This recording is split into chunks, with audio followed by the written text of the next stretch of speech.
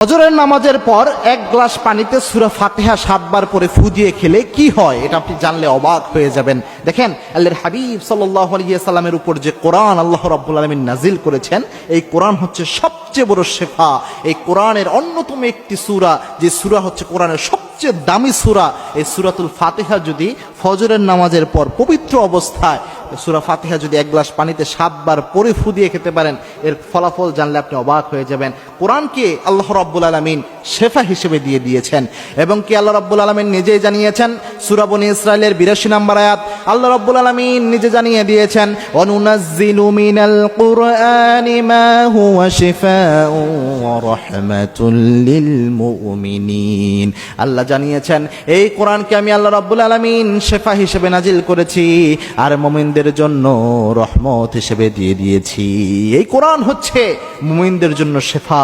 ফজরের নামাজের পর যখন মানুষ খালি পেটে থাকে, তখন যদি পানি খেতে পারে এক গ্লাস, বর্তমান বিজ্ঞান প্রমাণ করেছে এই খালি পেটে সারা রাত যে আপনি ঘুমিয়েছিলেন, ফজরের পর যদি আপনি খালি পেটে পানি খেতে পারেন এক গ্লাস, এটা অনেক বেশি উপকারী আপনার হার্টের জন্য, আপনার কিডনির জন্য এটা অনেক উপকারী এই এক গ্লাস পানি। এবং এক গ্লাস পানিতে সূরা ফাতিহা পড়ে যদি ফু দিতে পারেন, বুখারীতে একটি হাদিস এসেছে, আল্লাহর হাবিব সাল্লাল্লাহু আলাইহি সাল্লামের একজন শ্রেষ্ঠ সাহাবী, তিনি একদিন কাবা ঘর তওয়াফ করছিলেন। কাবা ঘর তওয়াফ করতে যে ওই সাহাবী অনুভব করলেন পেটের মধ্যে অনেক ব্যথা অনুভব হচ্ছে। ওই সাহাবী চিন্তা করলেন কি করা যায় এই মুহূর্তে। ওই সাহাবীর বিশ্বনবীর সুন্নতের কথা মনে হয়ে গেল।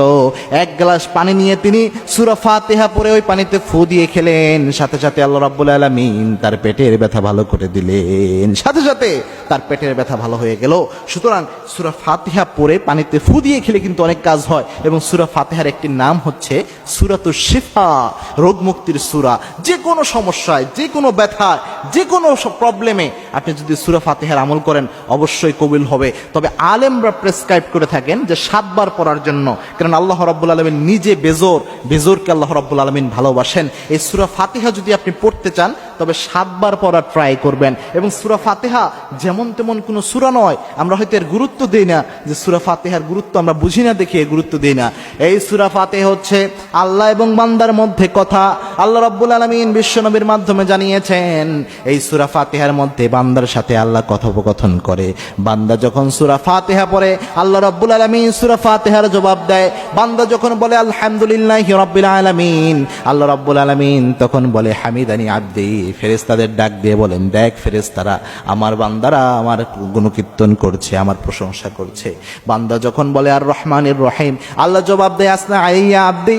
বান্দা যখন বলে মালিক ইয়াউমিদ্দিন, আল্লাহ রাব্বুল আলামিন বলেন মাজ্জাদানি আবদি। বান্দা যখন বলে ইয়াকা না'বুদু ওয়া ইয়াকা নাস্তাঈন, আল্লাহ তখন জবাব দেয় হাযা বাইনি ওয়া বাইনা আবদি, এটা আমার এবং আমার বান্দার মধ্যে সীমাবদ্ধ। আমার বান্দা যা চায় আমি আমার বান্দারে তাই দান করে দেব। অর্থাৎ আল্লাহ রাব্বুল আলামিন সূরা ফাতিহা পড়লে যখন ইয়াকা না'বুদু ওয়া ইয়াকা নাস্তাঈন পড়েন, আল্লাহ জবাব দেয় আমার বান্দা যা চায় আমি আমার বান্দাদের তাই দান করে দেব। সুতরাং সূরা ফাতিহা যখন আপনি পড়বেন, তখন খুব গুরুত্বের সাথে এবং পবিত্র অবস্থায় আপনি পড়ে পানিতে 7 বার ফু দিয়ে যদি সকালবেলায় খেতে পারেন, বিজ্ঞানও প্রমাণ করেছে এক গ্লাস পানি আপনার শরীরের জন্য অনেক উপকারী। বর্তমান বিজ্ঞান যেটা প্রমাণ করেছে এবং বিশ্বনবীর হাদিস থেকে পাওয়া যায়, এটা যদি আপনি করতে পারেন, যে কোনো ধরনের